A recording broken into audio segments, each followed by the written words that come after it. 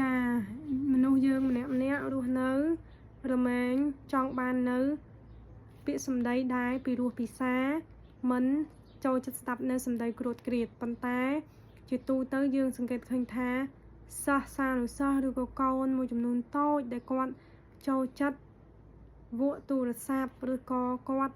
មិនសូវស្ដាប់អាណាព្យាបាលរបស់គាត់មិនសូវស្ដាប់ឪពុកម្ដាយរបស់គាត់ហើយនៅពេលដែលឪពុកម្ដាយគាត់ជេរប្រតិចទៅគាត់ខឹង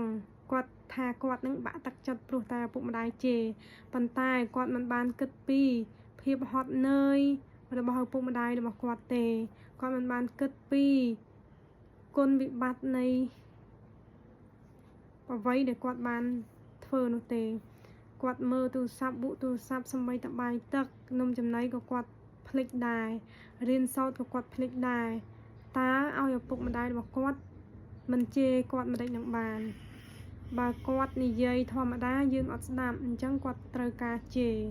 ប៉ុន្តែការជេរនេះយើងមើលទំហំទឹកចិត្តនៃឪពុកម្ដាយរបស់យើងគាត់ជេរយើងហើយគាត់នៅស្រឡាញ់យើងអាណិតយើងដដែលចាអញ្ចឹងពាក្យសម្ដីហិង្សានេះសំដៅទៅលើការប្រើប្រាស់ពាក្យសម្ដីហិង្សាប៉ះពាល់ដល់យើងឬក៏យើងប្រើទៅប៉ះពាល់ដល់គេដទៃមិត្តភ័ក្តិញាតិមិត្តមនុស្សរស់នៅក្នុងសហគមន៍យើងប្រើពាក្យសម្ដីហិង្សាបៀតបៀនគេឲ្យគេនឹងខ្មាស់គេ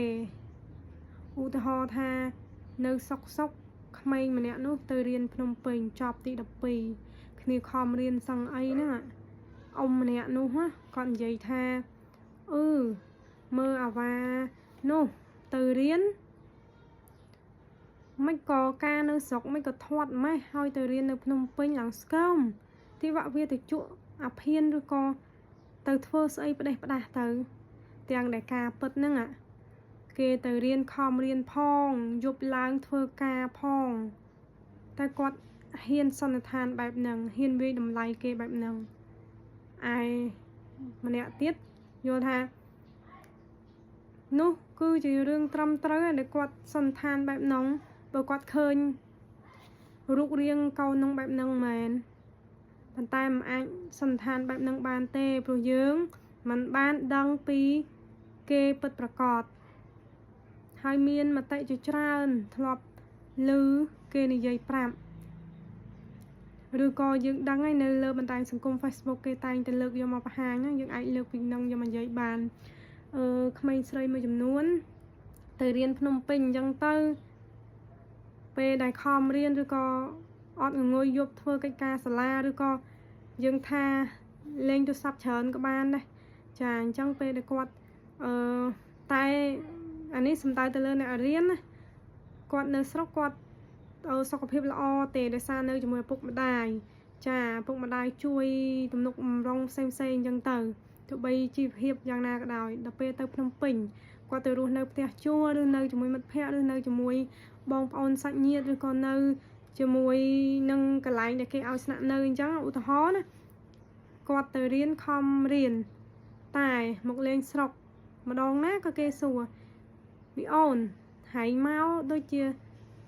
រូបរាងស្គមជាងមុនដល់ណាចាគាត់និយាយចឹងទៅឧទាហរណ៍ណាហើយដល់ពេលទៅជួបជាមួយនឹងអ្នកផ្សេងទៀតអ៊ីមិញអ៊ំចឹងណាឧទាហរណ៍ណាទៅជួបជាមួយនឹងតែមើលកូននោះមើលរូបរាងវាឥឡូវឡើងខ្វក់ឡើងស្គមមើលតអ្នកចាញ់កូនឬក៏វាទៅ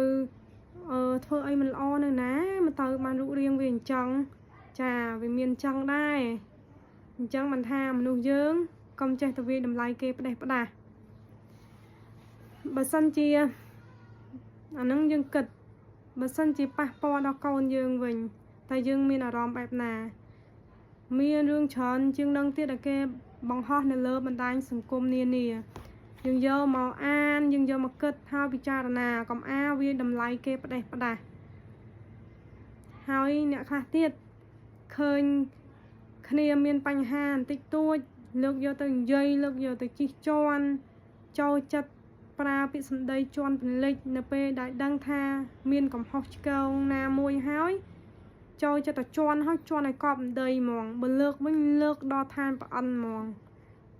ចាយើងជាមនុស្សយើងគួរតែគិតពិចារណាបានវែងឆ្ងាយជាជាងធ្វើអីធ្វើទៅតាមគ្នាកុំឲ្យទទួលរងនៅវិបដិសារីចា